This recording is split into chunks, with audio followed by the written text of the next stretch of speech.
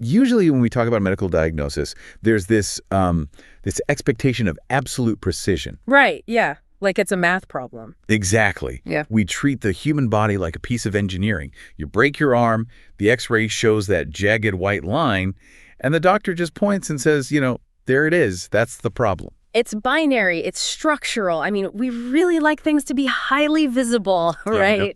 To be neatly categorized and confined to a specific location. It gives us this sense of control. Yeah. But then you step into the world of pediatric neuro-oncology, and suddenly that X-ray machine feels like it's completely broken. It really does. We're looking at a diagnostic landscape that is entirely murky, and specifically, we're talking about diffuse midline gliomas, or DMGs. Right.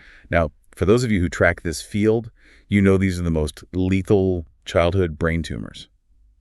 And the darkest mystery about them has always been, why do they spread so fast? Why do they resist all our therapies? And why do they seem to outsmart, every current model of cancer evolution we have? Yes, it's so frustrating. It is a profound medical mystery, and it challenges literally everything we thought we knew, because for a long time, we thought of tumors as these passive masses, right? Like a lump. Exactly. We pictured a clump of mutant cells that just indiscriminately multiplies, slowly pushing healthy tissue out of the way, like a balloon inflating inside a closed box. Right. But recent animal models have revealed something terrifying. These DMG tumors, they don't just passively grow, they actively wire themselves into the brain's electrical grid. Which is just insane to think about. It is. They form actual functioning connections with healthy brain cells. We call these neuron-to-glioma synapses. And they even link up with each other through what's known as gap-junctional coupling. Okay, let's unpack this because this is wild. Think about a computer virus. Usually a virus corrupts your software, maybe deletes some files, or slows down your processing. Right. But what DMG does is like a computer virus that physically splices itself into the motherboard's copper power lines to steal the computer's actual electricity. That is a highly accurate way to visualize it, honestly. It's hijacking the brain's communication chemicals, neurotransmitters like glutamate, acetylcholine, and GABA. Yeah. It's literally feeding off the electrical signals of the host's thoughts and movements to fuel its own explosive growth. Yeah, the tumor cells are depolarizing. They're using the electrical activity of the surrounding healthy brain to drive their own progression. Wow. But until now, we've only really seen this in mouse models. And obviously, mice are not humans. Right. A mouse brain doesn't perfectly replicate complex human neurobiology. Exactly. Nor does it replicate the therapeutic reality of treating a sick child. And that brings us to the mission of today's deep dive. We are breaking down a landmark June 2026 paper published in the journal Nature that finally maps this exact phenomenon in the living human brain. Yeah, they haven't just proved it happens, they've found the exact network. So the researchers started with a very logical foundational question, right? Does the exact physical location of the tumor inside the brain dictate how long the patient survives? Right. To figure this out, they looked at a discovery cohort of 125 children.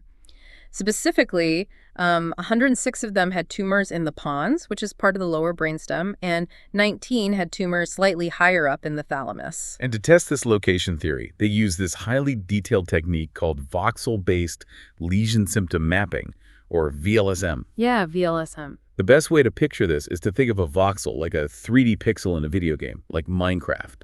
They took the patient's MRI brain scans and broke them down into these tiny millimeter-sized 3D pixels. Right, like tiny little blocks. Exactly.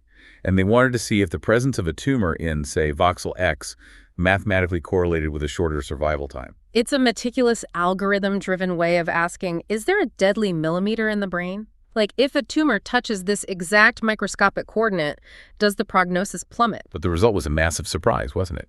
It was a total shock. Whether they looked at their primary discovery cohort or completely independent external validation groups, the exact location inside the pons or the thalamus completely failed to predict short-term versus long-term survival. Like, completely failed? Completely. Not a single voxel, not a single physical coordinate held the secret to prognosis.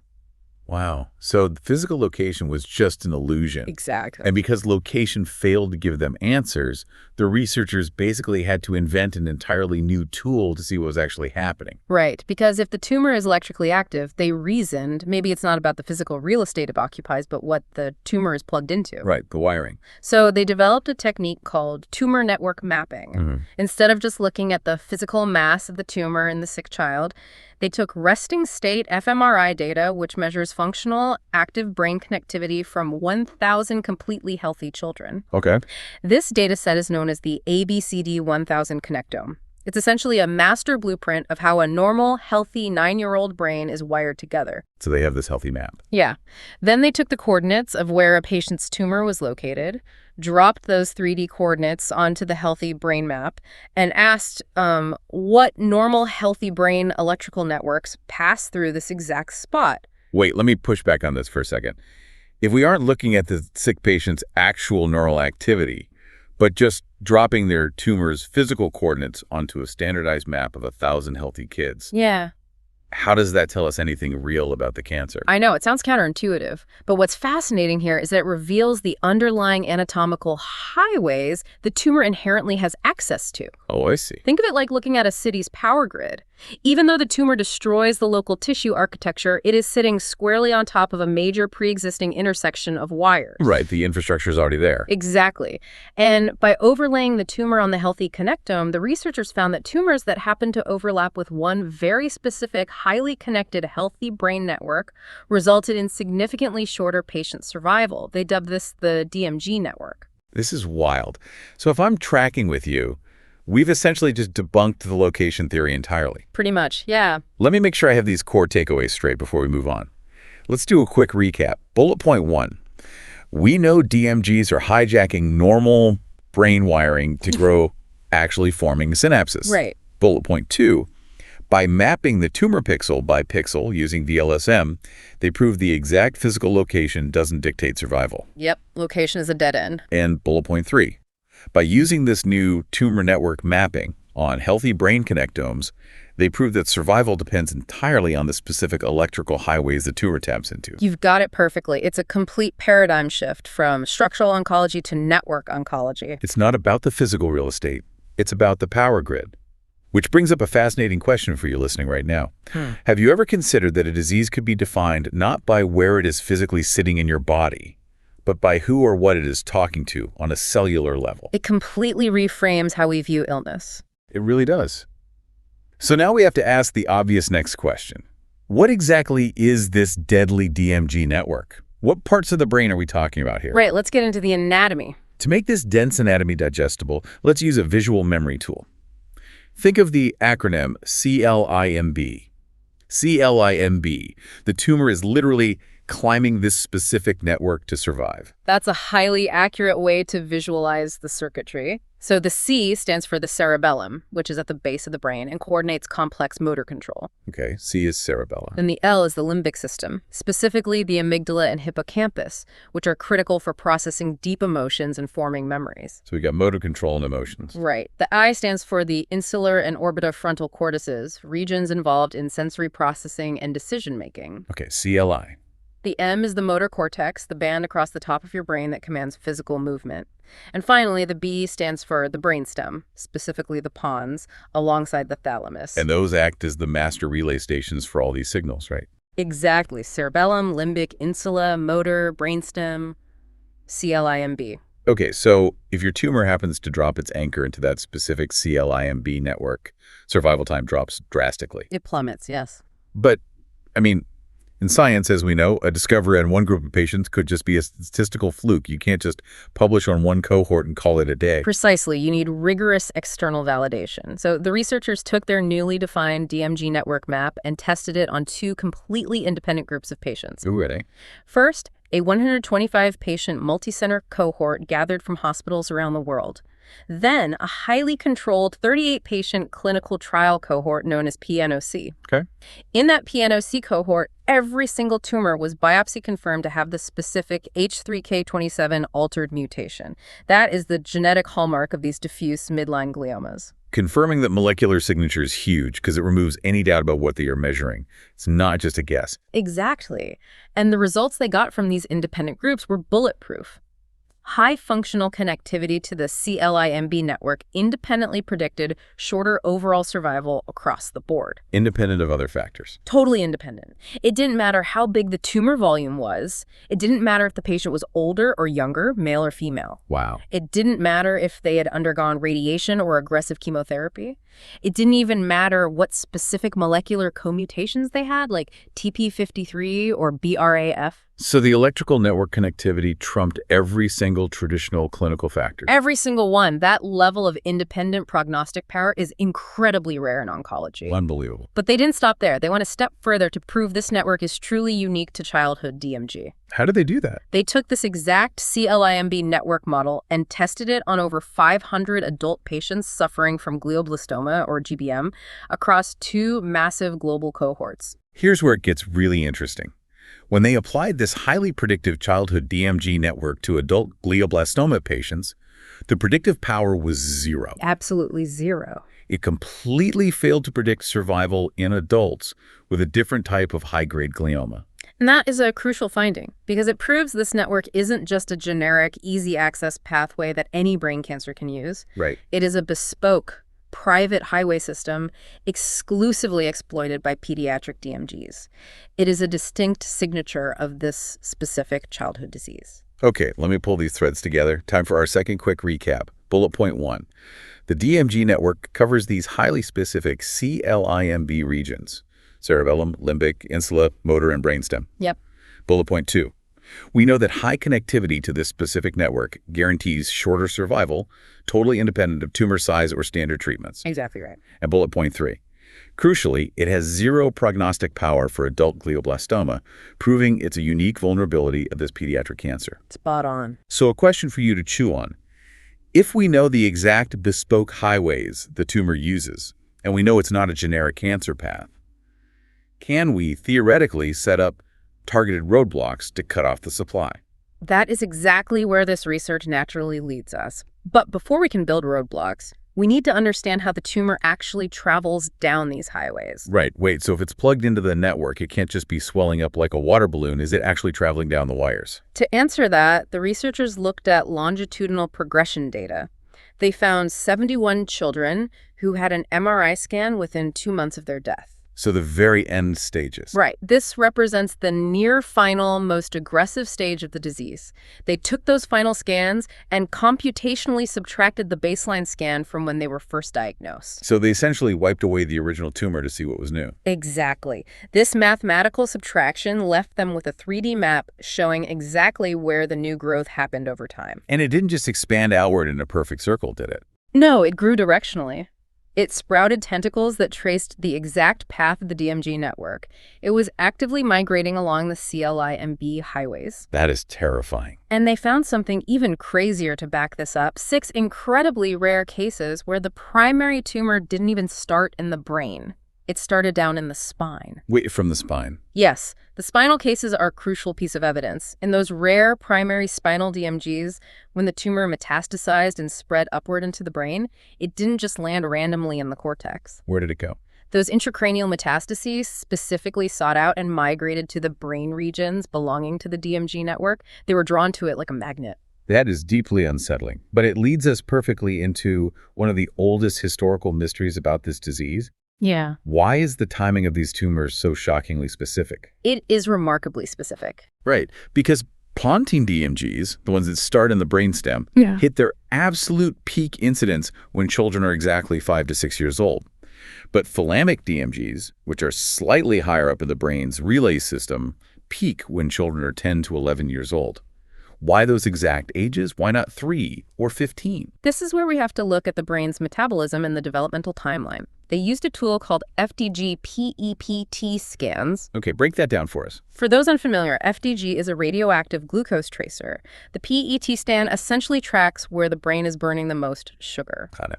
High glucose metabolism indicates where the most electrical and developmental construction is happening in the brain at any given moment. So they looked at a normative atlas of completely healthy brains from ages 0 to 16 to map this neurometabolic development. So they're basically watching how a healthy brain burns energy to build itself as a child grows up. They're mapping the construction zone. Exactly. And if we connect this to the bigger picture, the absolute peak moments of glucose metabolism in the DMG network happen exactly at age 5 to 6. Which lines up flawlessly with the pontine tumor peak. Yes, and the metabolism peaks again at age 10 to 11, which lines up perfectly with the thalamic tumor peak. Wow. So what does this all mean? The tumor is an opportunistic hijacker. It isn't just randomly mutating on a Tuesday. It's striking precisely when the brain's CLIMB network is undergoing massive developmental construction. It's all about timing. Think about what a 6-year-old is doing rapidly refining motor skills and basic brainstem functions. Think about an 11-year-old undergoing massive limbic and emotional development. When the brain is pumping the absolute maximum amount of electrical and metabolic energy into building these circuits, the tumor steps in and steals the power. It spatiotemporally aligns perfectly. The cancer requires the roaring energy of healthy childhood brain development to fuel its own lethal expansion. That is profound. Okay, let's lock in our third recap on this growth phase. Bullet point 1. We know the tumor doesn't grow randomly. It maps perfectly onto the predefined DMG network highways. Bullet point 2. Metastatic cells from the spine actively seek out and migrate to this specific network. They're drawn to it. And bullet point 3. The peak ages for getting these tumors directly aligned with the exact ages those brain networks are burning the most metabolic energy, as measured by FDG-PET. That's the summary. So, think about child development for a second. How does it change your view of cancer to see it not just as a random, unlucky mutation, but as a parasite uniquely evolved to exploit a healthy developmental milestone? It really turns a tragedy of chance into a highly specific biological mechanism. Yep. And to understand that mechanism, we have to zoom in even further. Right. We've seen the macro level, the whole brain scans the metabolic peaks. Now let's zoom all the way down to the microscopic level. The molecular fuel. This is where things get really precise. The researchers took 7 surgical samples from patients and ran single-nucleus RNA sequencing, or snRNA-seq. Single-nucleus RNA sequencing is an incredible tool. It allows us to look at the individual molecular factories inside each single cell. We can see exactly which genes are being turned on and off in real time. And what did they find? When they looked at the tumors with the highest connectivity to the DMG network, they found them absolutely packed with synaptic genes. Specifically, they heavily express genes that respond to NLGN3. NLGN3, or neurolegin-3, that's a normal neuronal growth factor, right? It's a protein the healthy brain uses to build new connections between neurons. Yes. The high connectivity tumors are uniquely primed with the genetic machinery to respond to that specific growth factor. And they didn't stop there. No, the researchers wanted to know the exact chemical fuel driving the wider network. So they leveraged a totally different PEAT Atlas one that maps the density of 18 different neurotransmitter receptors across the entire human brain. They wanted to see the specific heme architecture of the DMG network. And 2 specific chemicals absolutely dominated the map. Over 25% of the network's architecture was driven by serotonin, specifically the 5-HT2A receptors and acetylcholine, specifically the M1 muscarinic receptors. Exactly. The high connectivity DMGs showed massively upregulated serotonergic, cholinergic, and noradrenergic genes. But there was a fascinating paradox here. While those excitatory signals were up, they found a significant decrease in GABAergic signaling. Right. Now, GABA is generally an inhibitory neurotransmitter. It acts locally, like a local dimmer switch, to calm brain activity down. Okay, so it dampens things. Yeah. Earlier, smaller-scale models suggested GABA played a role in tumor growth, but in this brain-wide human network, GABA signaling was actually down. So what does that tell us? The local dimmer switches are down, but the long-range serotonin and acetylcholine are up. It suggests that the tumor relies heavily on long-range excitatory projections. It wants the high-voltage lines, the serotonin and acetylcholine, firing from distant parts of the brain across the CLIMB network, rather than relying on the short-range inhibitory GABA signals nearby. Oh, I get it. It needs the big, distant power stations. Which brings us to the final, and honestly, the most hopeful piece of clinical data in this entire study. The researchers did a retrospective look at 23 thalamic DMG cases. Right, the surgical case. These were patients who underwent what's called a subtotal resection. Basically, neurosurgeons went in and managed to partially remove some of the tumor tissue that was highly connected to this network. And the outcome of that was staggering. Patients who had even a partial surgical removal of that high connectivity tissue gained a highly significant survival advantage. Which is counterintuitive, right? Totally. It raises an important question. Why would a partial surgery work on a diffuse, infiltrating disease? If you leave some cancer behind, shouldn't it just immediately keep growing? That's what I would assume. But if the tumor relies on this continuous electrical network to survive, physically cutting the circuit, even partially, is literally like snipping the main power cord. Yes. It disrupts the power supply to the whole system. Yeah. You don't have to remove every single microscopic cancer cell. You just have to break the circuit. And that introduces a radical shift in oncological thinking. We are moving from the traditional model of targeting just the malignant cells with chemical poison to targeting the electrical network with physical circuit breakers. Okay, let's get our final recap in here. Bullet point 1. At a microscopic single-cell level, the tumor is heavily feeding on long-range serotonin and acetylcholine signals while ignoring local GABA. Correct. Bullet point 2. Because it relies on those long-range signals, physically breaking that circuit with a partial surgery actually starves the remaining tumor. It does. And bullet point 3. This introduces the radical idea of targeting the network, not just the cells. So final question for you. Could the future of cancer therapy look less like traditional chemotherapy and more like electrical engineering? That is the perfect pivot to our conclusion, because the implications here go far beyond surgery. Let's do a rapid synthesis of this entire incredible journey before we get to that. Let's do it. We started with a deadly, mysterious childhood tumor that seemed to break all the rules. We discovered it isn't defined by its physical location, but by its electrical connectivity. It uses the brain's own CLIMB network as a visible highway system to spread. Right. We proved this network dictates patient survival across multiple independent global cohorts, outperforming every standard clinical metric. We matched the tumor's growth perfectly to the exact ages where childhood brain development burns the most metabolic energy. And finally, we found that physically breaking that electrical circuit extends life. And that leaves us with a mind-bending implication. If these tumors literally feed on the electrical activity of normal childhood development, specifically the motor, limbic, and sensory networks we discussed, it opens up entirely new, non-traditional frontiers for therapy. Like what? Well, could non-invasive neuromodulation, like targeted magnetic stimulation, disrupt the tumor's food supply by altering the brain's electrical rhythm? Or, taking it even further, could intentionally altering a patient's sensory environment, changing the inputs their brain receives to calm those specific motor or emotional networks, act as a new form of cancer treatment? That is wild. If tumors are actively listening to the brain, can we intentionally change what the brain is saying? Changing the brain's internal conversation to starve a tumor. You know, we started this deep dive talking about a broken X-ray machine and a murky diagnostic landscape. But it turns out we were just looking with the wrong kind of lens. Once we started looking at the invisible electrical wires instead of the physical mass, the whole picture lit up.